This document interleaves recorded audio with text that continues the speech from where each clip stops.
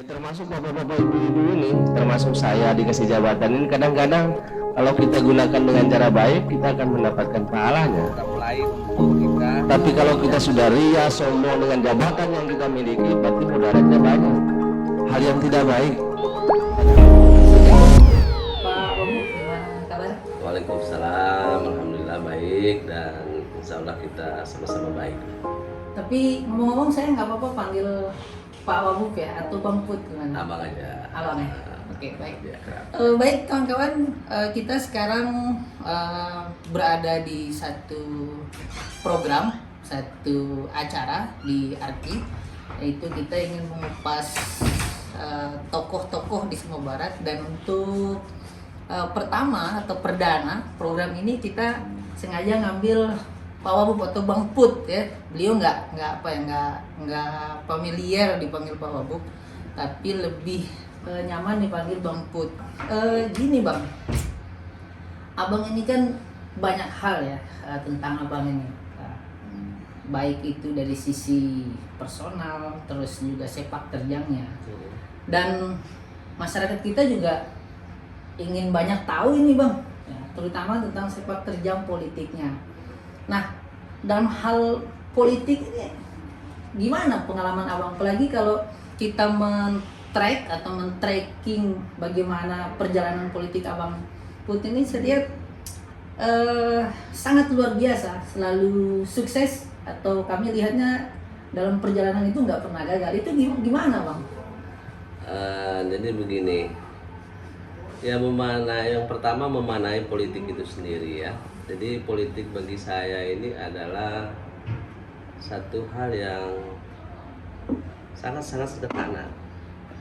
Politik ini bagi saya adalah cara kita untuk mencapai satu tujuan, untuk bisa bermanfaat buat sesama kita. Jadi interaksi saya berawal dari dunia politik ini sebenarnya sudah dari dulu. Walaupun saya belum mengerti tentang politik, ternyata setelah saya pahami, ternyata saya sudah berpolitik dari kecil. Jadi saya adalah anak terakhir dari 3 bersaudara. Kebetulan almarhum bapak saya ini seorang aparatur sipil negara ya. Mama saya seorang ibu rumah tangga sambil bisnis kecil-kecilan. Beliau ini suka dengan kita banyak teman. Jadi saya itu dulu itu abang saya, kakak saya yang cewek, ini seakan-akan mama saya itu dan bapak saya itu nyuruh kita itu cari teman sebanyak-banyaknya. Karena tipikal orang tua saya ini menganggap orang itu semuanya adalah keluarganya. Bahkan di kampung Bosok ya, waktu saya hidup sama bapak dan mama saya sama bapak saya dipanggil mama dan bapak sama dengan saya. Sekampung itu betapa orang tua saya itu ingin dekat dan mendekatkan dirinya dengan keluarga, dengan warga. Dan imbasnya itu datang ke saya dan abang dan kakak saya. Jadi saya itu dipanggil abang itu bukan hanya sebatas saya jadi orang yang lebih tua, tetapi ada orang tua pun panggil saya itu abang gitu loh. Saking pemilihannya ya. Itu pertama. Jadi awal ya secara tidak sadar karena politik ini kan kita mencari teman sebanyak-banyaknya, cari sahabat ya. Jadi saya itu dulu punya komunitas perkumpulan namanya Boyros dulu. Jadi Boyros ini kumpulan anak-anak muda seangkatan saya waktu itu si SMA. Kebetulan saya dulu sekolahnya di SMA 3 yang sekarang SMA 5 Mataram. Ada teman saya di STM, ada yang sekolah di Sumbawa, ada yang sekolahnya di Taliwan juga. Ketika kita kumpul, bapak saya itu selalu senang. Mama saya senang, tidak pernah, kamu nggak boleh kumpul-kumpul, nggak boleh.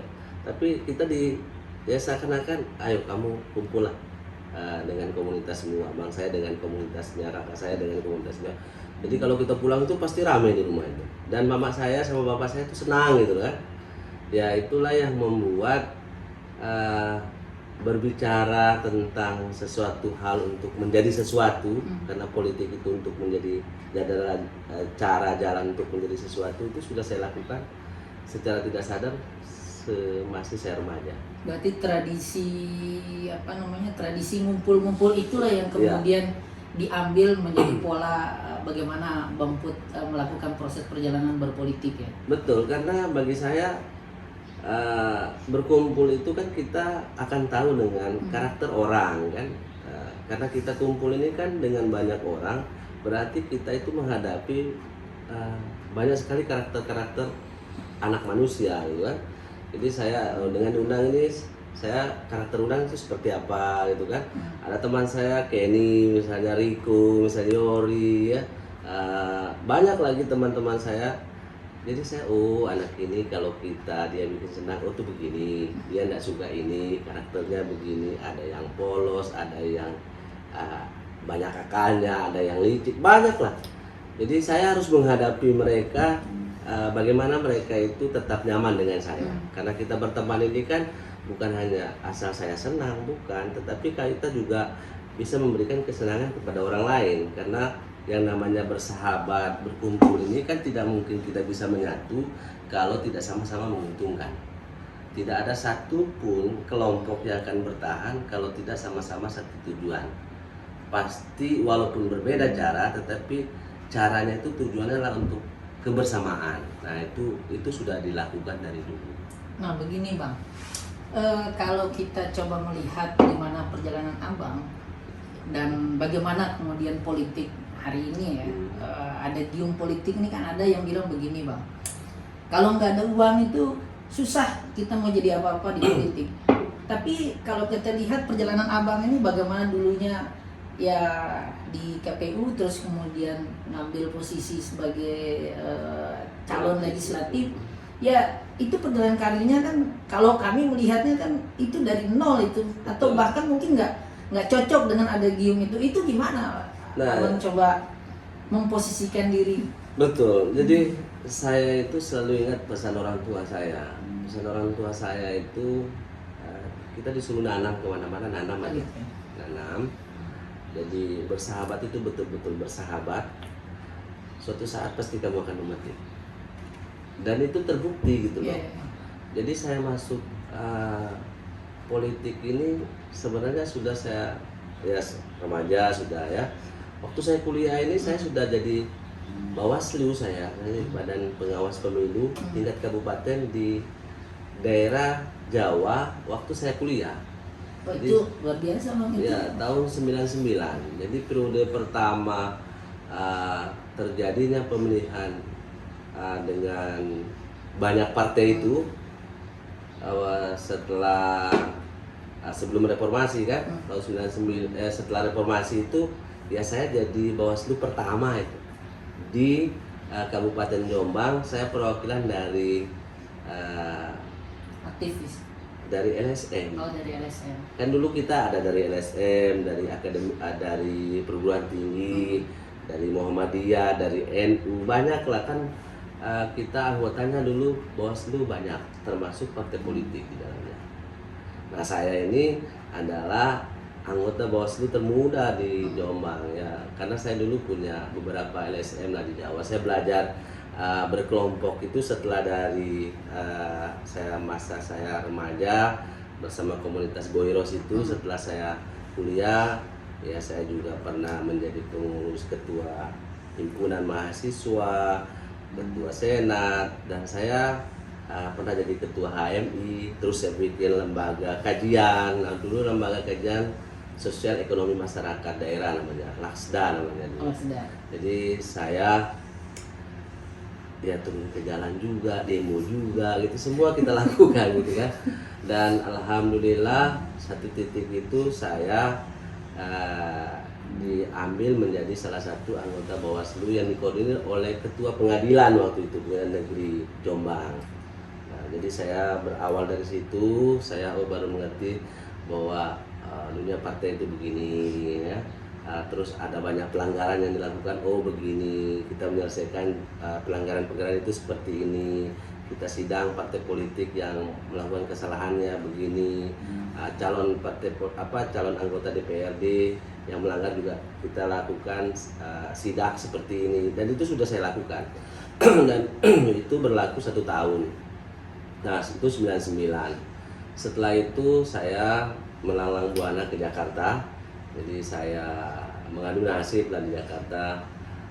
Ya, saya tidak jauh dari partai politik juga. Kebetulan Jombang waktu itu lagi boomingnya orang Jombang masuk ke Jakarta ketika Kiai Abdurrahman Wahid Gus Dur menjadi presiden dan beliau ini orang Jombang. Nah, itu ini rame-rame eksodus ini. Nah, saya waktu itu bukan berpolitik, tetapi teman saya ada yang di PKB, di PDI, di PAN, kan karena saya ini bajunya banyak nih. Saya bajunya pertama HMI kalau keluar ya. Yang kedua NU, karena saya datang dari Jombang kan.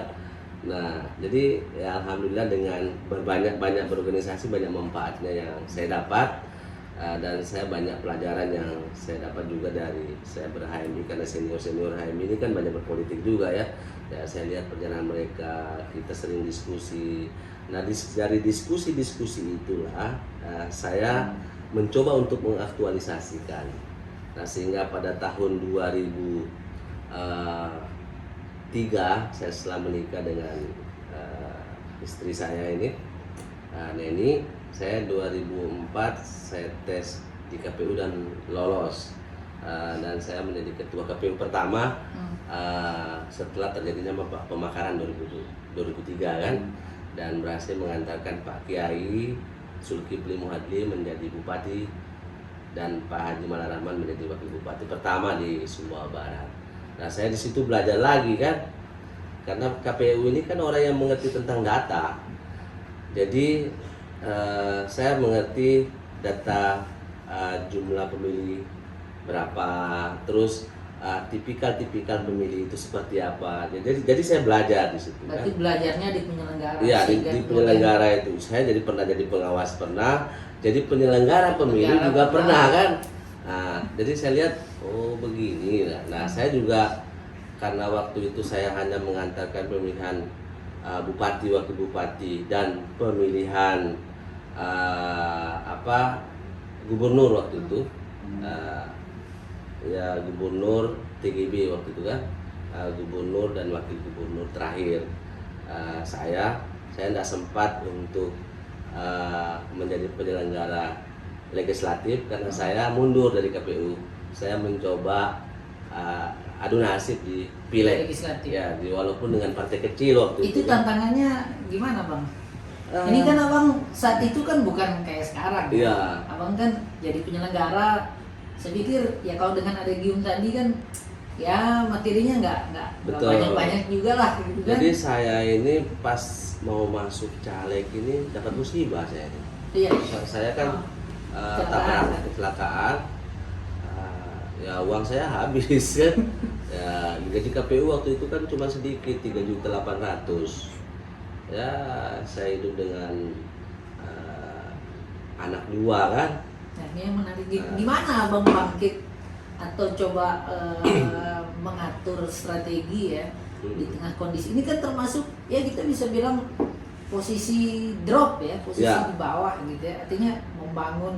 Tapi sebelum itu saya sudah membangun komunitas gitu. Selama saya jadi ketua KPU, saya ini kan tinggal di rumah mertua nih, di Kampung Sampir. Nah, Kampung Sampir ini kan punya tipologi yang berbeda dengan kelurahan atau desa yang lain.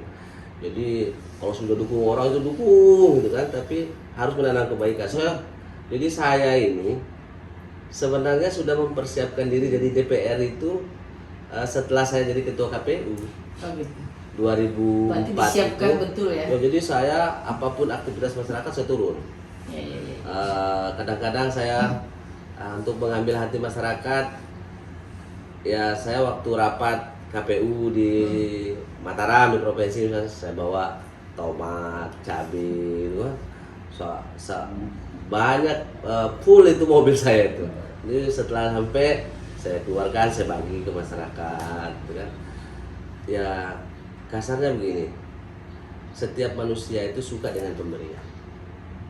Siapapun orangnya, orang kaya pun suka diberi orang, apalagi orang tidak mampu kan, apalagi dengan sama-sama kasta kita sama gitu kan. Jadi secara tidak sadar mereka itu senang dengan saya itu kan, yang mengambil simpatik masyarakat kan. Setelah itu dari setiap kegiatan manten, sunatan saya selalu ikut. Walaupun saya belum berbicara tentang bahwa saya mau nyalon, enggak. Nah, setelah saya lihat komunitasnya sudah siap, saya itu ingin coba itu, saya ngomong dengan mereka dulu. Saya mau masuk ke Itu khusus di kalangan orang-orang tua. komunitas Abang. Kan Kelurahan Sampir ini walaupun keras ya, mereka masih mendengar orang tua. Orang tuanya itu maksudnya yang Kelompok-kelompok kelompok- imam ya, tokoh masyarakat, saya kasih tahu gitu. Dan mereka meresponnya baik. Tapi saya bilang, saya ya uang pas-pasan ya. Saya kenapa ya? Walaupun tidak punya uang, saya selalu optimis bahwa uang itu bukan segala-galanya di dalam kita berpolitik. Karena saya percaya dengan garis tangan dan takdir Allah. Kalau memang takdir saya, tidak mungkin bisa diganti orang, ya kan? Jadi memang waktu itu saya keluar dari setelah saya sakit itu, nyalek itu pegang uang cuma 10 juta. Waktu nyalek Ya, saat itu. ya. Tetapi karena kita sudah banyak menanam kebaikan, terus ini takdir Allah itu ada di saya. Kayaknya kalau ada masalah ada aja jawabnya, ada aja solusinya, ada terus. Jadi alhamdulillah saya memang uang butuh ya, tetapi bukan segala-galanya. Dia hanya sebatas kos politik. Ketika kita bertemu orang, kita siapkan kopi, kita siapkan jajan. Jadi saya itu tidak pernah beli suara. Kalau ada orang bilang beli suara 200, 300, nah saya itu ingin tahu siapa sih yang pernah saya beli itu. Sampai sekarang saya tidak pernah beli yang namanya suara. Nah, tapi kalau membantu orang ya, misalnya ada orang manten, kita diajak rapat keluarga ya kita ikut. Tempat juga saya ikut, rapat keluarga ikut, ya kan? Jadi kita ikut gitu loh, seberapa kemampuan kita. Jadi saya itu karena menganggap ini adalah bagian dari sedekah dan beribadah. Jadi bukan melihat besar kecilnya, tergantung rezeki yang saya punya. Kalau ada 200 ya 200, kalau ada lebih ya 500, 1 juta bisa kita kasih gitu. Tapi betul-betul bukan karena keterpaksaan, tetapi betul-betul karena kita ingin untuk berpartisipasi, kita ingin berbagi dengan sesama kita, dan saya menerjemahkan itu adalah konsep sedekah. Nah, jadi karena kita dengan hati, ya orang pun dengan hatinya membantu kita. Jadi walaupun ada uang dibawa, enggak mau masyarakat itu. Ya mereka tetap memilih saya, toh terbukti saya jadi kan dengan uang yang bukan pas-pasan sih ya, karena rezeki uang itu kan salah satu Justru dari kurang Bang, kalau rezeki cerita kan. tadi Iya, tetapi banyak hal yang membantu, bahkan saya membuat beruga kan. Beruga ini orang itu kan nyangka saya punya uang banyak, padahal beruga itu saya ngambil, kan saya terkenal orang, oh caleg buat beruga katanya, padahal saya buat beruga itu dari pohon kelapa kan. Dan kebetulan alhamdulillah orang tua saya pernah menanam kelapa di Bertong ya, dan konsep orang tua saya itu selalu welcome siapapun mau makan kelapa, apapun yang ada itu untuk bantu orang lain gitu loh. Jadi saya terjemahkan membuat beruga orang itu adalah sedekah dari orang tua saya yang pernah menanam kelapa dan bermanfaat untuk orang lain kan. Jadi saya bangun, dan itu gotong royong, bukan dibangun oleh tukang profesional, enggak, digotong royong oleh para orang tua yang fanatik dengan saya itu. Jadi siang malam saya kalau ada rezeki kita belikan, masak gitu, atau ada rezeki lebih kita beli nasi bungkus yang 5.000 itu, kita makan bersama-sama. Berarti intinya sebenarnya menurut Abang di politik ini adalah ya kita mau bersedekah. Oh ya, Mau memberi, iya. mau menolong. Karena berpolitik ini tidak bisa mengharap kembali. Kalau berpolitik terus bantu orang mengharap kembali, yo mereka nggak berutang dengan kita kok. Pernah nggak Abang berpikir saat itu dalam perjalanan politik ya, itu bahwa Abang akan gagal atau sehingga mempersiapkan langkah-langkah lain gitu? Nah, itu yang nggak ada di saya. Nggak ada ya? Nggak ada. Berarti Saya- pada intinya saya masuk optimis. harus menang. Oh iya, Iya. optimis saya. Makanya saya tidak pernah mencoba sesuatu. Tetapi saya tidak mendahului kehendak Allah sih. Tapi saya dengan kemampuan yang saya miliki, dengan keyakinan yang saya punya, insya Allah, oh ini saya bisa. Kita ngopi dulu lah. Ayo kita ngopi dulu nih.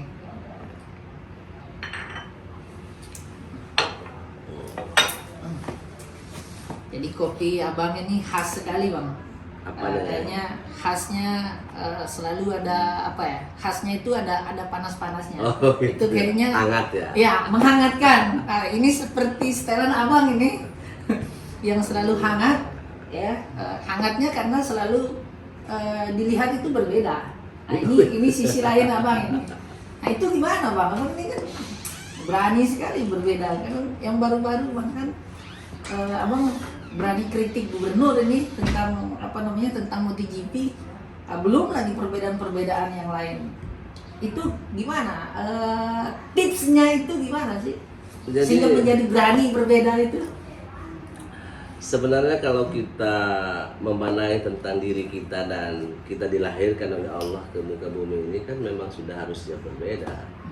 Karena berbeda itu adalah sunatullah. Jadi perbedaan itu adalah hal yang wajar. Justru saya itu kalau sama itu adalah hal yang ada menarik lah kan. Karena selama kita memberikan hal yang positif, bukan hal yang negatif kan.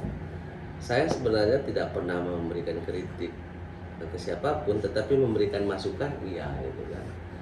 Ya bagi saya pemahaman perbedaan ini, ya saya juga jadi wakil bupati hari ini juga ada banyak orang yang berbeda dengan saya. Ya kita respon baik. Kalau memang terlalu hal yang tidak masuk akal ya tidak usah kita urus gitu kan. Karena berbicara senang dan tidak senang dengan orang lain ini kan tergantung kepada orangnya. Kita tidak bisa memaksakan orang yang tidak senang dengan kita untuk menjadi senang itu. Tetapi saya mempunyai prinsip bukan tidak senang dengan orang, tetapi kita membangun sebuah peradaban pada diri kita bahwa memahami perbedaan itu adalah hal yang wajar, sunatullah, dan insya Allah dengan berbeda itu adalah akan menghasilkan hal yang positif, energi yang positif bagi diri saya dan komunitas lain. Itu penting. Jadi kalau berarti nggak masuk ini di prinsip abang, misalnya kalau ada yang berbeda dihabisi atau apa nggak? Oh ngapain? Hidup ini bukan kewenangan kita untuk menghabisi orang. Ya saya contoh lah ya, 2 kali saya jadi terpilih menjadi wakil bupati.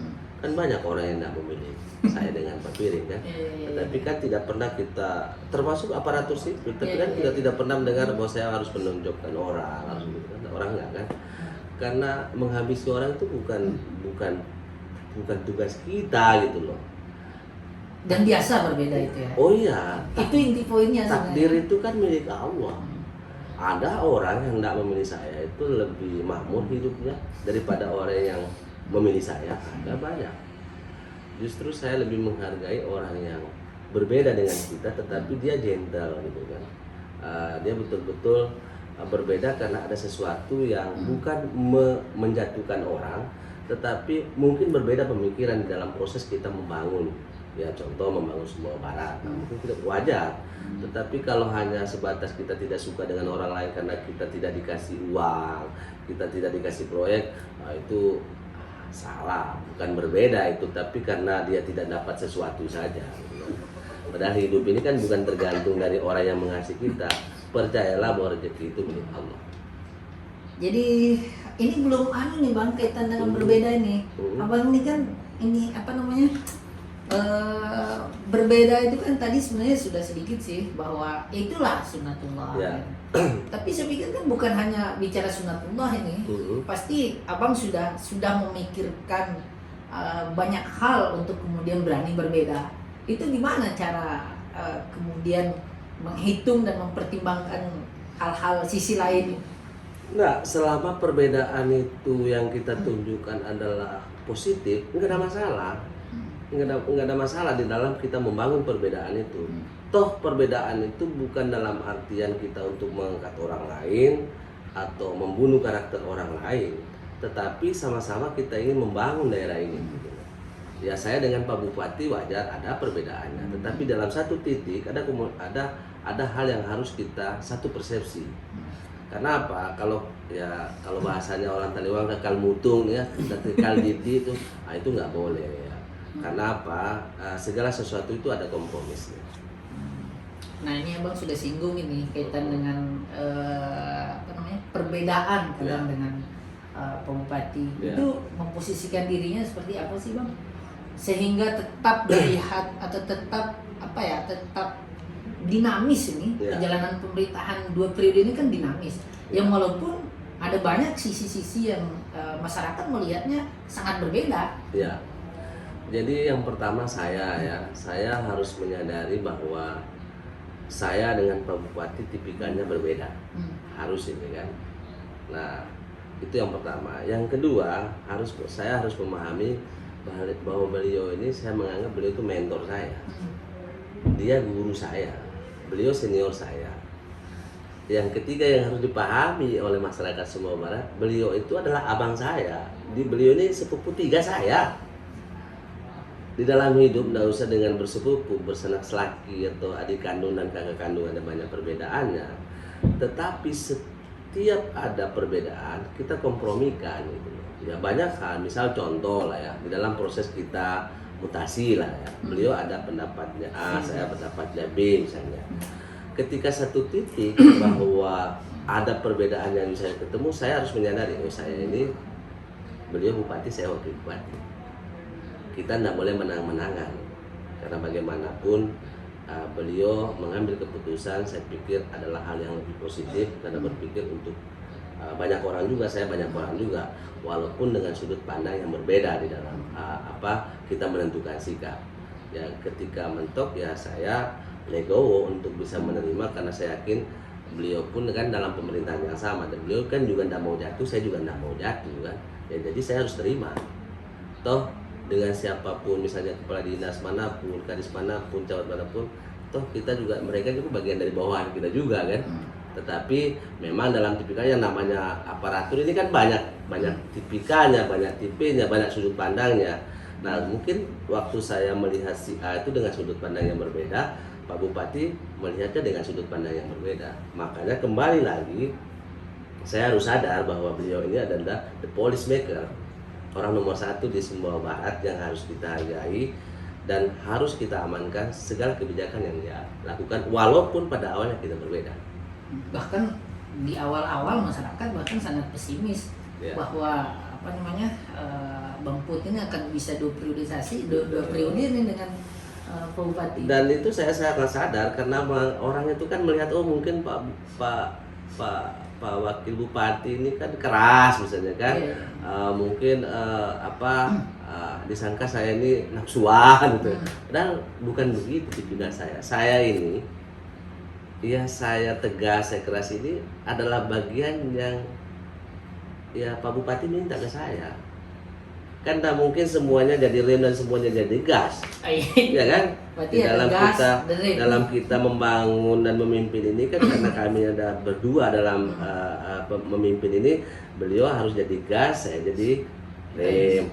Saya jadi rem, beliau jadi gas. Oh berarti kadang ganti-ganti. Oh iya, itulah seninya kita menjaga pola kepemimpinan yang ada di Sumbawa Barat. Yang alhamdulillah sampai hari ini kami tetap harmonis dalam membangun Sumbawa Barat. Dan yang harus ditahu, saya ya mungkin ada orang banyak, kenapa Pak Wabub itu sering keluar, sebenarnya Pak Bupati juga banyak kegiatannya, tetapi kan mungkin yang sering dilihat orang kan saya gitu kan. Tetapi yang saya harus pastikan kepada seluruh masyarakat bahwa apa yang saya lakukan itu Pak Bupati tahu. Nggak ada yang nggak dia tahu. Tetapi kan tidak mungkin saya umumkan, oh ini saya disuruh Pak Bupati, tidak mungkin dong. Kami ini punya etika kan gitu kan. Dan walaupun nanti orang loh, Pak Wabub kok begini, Pak Wabub ini begini, padahal Pak Bupati sudah tahu kan, banyak yang lapor itu Pak Wabub itu begini, padahal Pak Bupati sudah duluan tahu loh. Kadang beliau yang suruh saya, kadang saya juga harus melapor ke beliau, bahwa saya akan melakukan ini.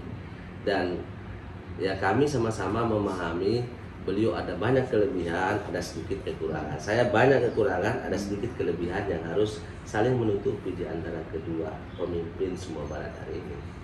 Baik Bang, satu lagi nih yang menarik tentang Bang Put ini kalau bicara perbedaan nih Bang. Kita kan lihat juga nih, masyarakat lihat ini yang teranyar, yang terbaru, bukan soal PDP ya, tentang perbedaan yang lain nih. Abang ini kan baru-baru ini menyatakan dukungan ke Pak Anies ini. Yang ketiga, untuk Kakak Juli Sutrisno Leskodat, selaku perwakilan dari Kakak Surya Paloh, pimpinan pusat Partai Nasdem, kami menitipkan suara dari para nelayan, dari para petani, dari para buruh, dari para tokoh agama, tokoh masyarakat. Insya Allah kami pasti patuh dan taat dengan titah perintah Partai Nasdem. Tapi kami boleh memberikan saran agar tahun 2024 calon presiden dari Partai Nasdem kami mengusulkan Bapak Anies Baswedan untuk diusungkan oleh Partai Nasdem. Kan berbeda dengan Pak Bupati. Pak Bupati kan partainya berbeda. Itu masuk dalam komunikasi yang tadi nggak ini? Nah, itulah yang harus dipahami. Kami ini, saya sama Pak Bupati ini sudah memahami rumah kita masing-masing. Beliau berpolitik lewat jalur PDI, saya ini berpolitik lewat jalur Partai Nasdem, ya. Walaupun Nasdem belum mengeluarkan sikap untuk mendukung Anies, tetapi kan saya juga punya pilihan pribadi yang harus saya angkat untuk bisa menjadi bagian dari the policy maker, polis kebijakan dari ketua umum kami, yang mudah-mudahan nanti diambil Pak Anies kan gitu kan. Jadi saya ini orang bebas. Selama itu tidak menyinggung orang lain, kenapa tidak kita lakukan? Toh kita ini ada satu saat kita harus merdeka dengan hal yang positif, ada satu saat kita harus menghargai orang lain.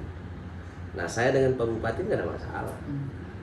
Beliau belum tentu juga, walaupun PDI mendukung pribadinya Puan kan, tetapi kan secara organisasi ya harus mendukung apa yang dikeluarkan oleh PDI. Tetapi kan kita nggak ngerti hati nuraninya beliau, kan? Ya kan? Nah, kalau saya ini sudah menuangkan, walaupun nanti akhirnya mungkin ya, jangan-jangan partai saya nggak mendukung Anies. Tetapi kan ya saya harus mengikuti partai saya gitu. Tetapi kan secara pribadi saya memiliki independensi etis saya yang membuat saya merdeka untuk menuangkan itu semua. Saya sudah melakukannya gitu loh. Masalah nanti pilihan di dalam kita menetapkan pilihan kita kan itu rahasia kita masing-masing. Baik teman-teman, sebenarnya kita mau masih panjang lagi nih mengupas tentang sisi lain Bang Put ya, tapi ya kita coba cari sesi lain nanti, waktu lain. Dan saya yakin sahabat Arki semua juga masih penasaran dengan beliau ya. Tapi yang paling penting ini ya, kenapa ini? saya sampai hari ini bisa sukses di dalam berpolitik ya, bisa menjadi pilihan bagi masyarakat Sumbawa Barat, ini tidak terlepas dari jasa orang tua saya, mama saya, bapak saya, keluarga saya yang pernah menanam kebaikan semasa mereka masih hidup. Jadi saya ini banyak dipilih bukan karena kemampuan saya, tetapi karena orang yang memilih itu pernah dekat dengan orang tua saya, pernah bersama dengan orang tua saya, mungkin juga pernah dibantu oleh orang tua saya, sehingga mereka ingin membalas jasa yang telah dilakukan oleh orang tua saya, baik bapak dan mama saya, sehingga mereka menetapkan pilihannya kepada saya. Baik, itu yang harus pada sahabat Arki tahu. Nah, untuk itu pesan saya ini ya kepada seluruh orang tua seperti saya dan kita semua yang sudah punya anak, ayo tanam kebaikan, karena kebaikan kita hari ini selaku orang tua insya Allah akan dipetik oleh anak kita di masa yang akan datang. Baik sahabat Arki, intinya sebenarnya simple ya, prinsip berpolitik Bang Put ini satu ya, mau memberi ya, mau terus memberi dan harus harus bebas ya, harus bebas nilai, karena dengan begitu baru bisa kita berani berbeda. Nggak bisa kita berbeda kalau kita nggak punya prinsip seperti itu. Baik kawan-kawan Arki dan sahabat semua, kita untuk inspirasi kita perdana ini kita cukupkan.